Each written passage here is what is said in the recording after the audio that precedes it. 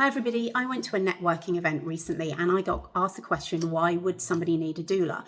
And I thought it was a really good question. So I wanted to do a little video to explain why people have doulas.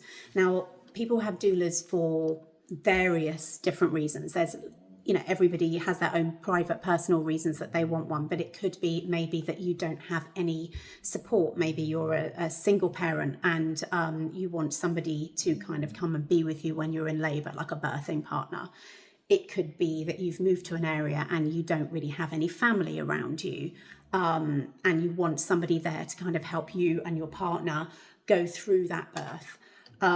It could be, I don't know, that you've got other children at home and you want somebody, maybe you're having a home birth and you want somebody that can come in that can help, I don't know, put up a birthing pool and deal with your other children so you can birth in kind of a calm environment without having to worry about all the other things that is going on.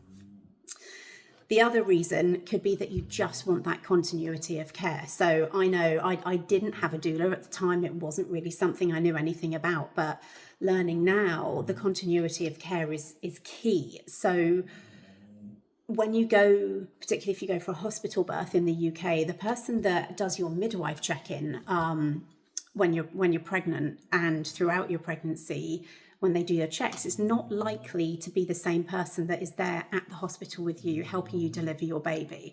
So you build up a relationship with somebody, you're comfortable with them, and then you go into an environment that's very different from at home, and you meet new people, and maybe you like them, maybe you don't, but you have to then build that relationship while you're laboring. The other thing is as well, when you are in hospital, midwives go on shifts, and their shift could end halfway through your labor and then you have to do the whole thing over again. So doulas are with you every step of the way. So I know for me, in my contracts, I'm on call from 37 weeks to 42 weeks for my clients. When they need me, I'll be there, and I'll be there through their labor. So if their labor takes 24, 36 hours, I'm there for that time. So they've got somebody that can give them evidence-based information. They can tell them about the choices that they have. They can make sure that they help you kind of keep to your birth plan or your birth preferences, because nothing can always go to plan in birth. Baby's going to come however it wants to come, but making sure that your preferences, your requirements, your needs are all met as close as possible. Helping you advocate to the medical staff as well is really key. So one of the things I learned during my training was that there was this major review. It was by somebody called Cochrane in 2017, I think it was, and they analysed over 15,000 birthing people. And what they found out is that when you have that consistency in being looked after, you have the same person there throughout, what's the word I'm looking for? The support, the consistent support, it led to 39% fewer cesareans because people were able to kind of labour calmly and didn't necessarily need to get to that stage where cesarean became an emergency, for example. There was more spontaneous rates of vaginal birth, so up to 15% extra. Less use of pain relief. So again, birth is a physiological process. Our bodies are designed to do it. So understanding the relaxation techniques, the birthing environment, how to make that optimal is key. If you aren't as anxious, your body will be more relaxed. If you're more relaxed, you will have less pain issues.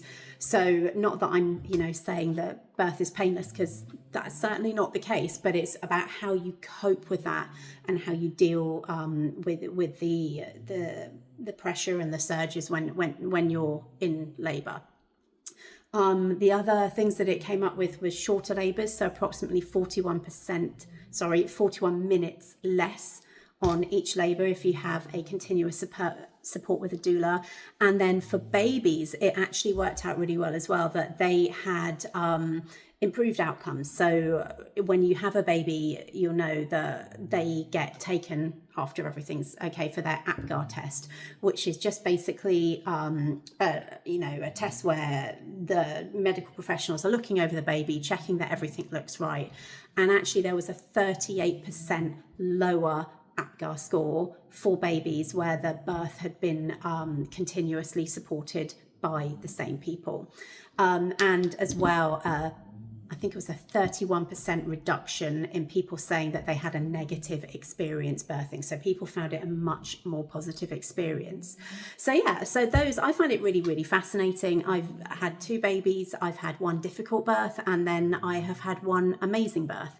So it's really interesting to see the type of support that could have potentially made my first birth easier.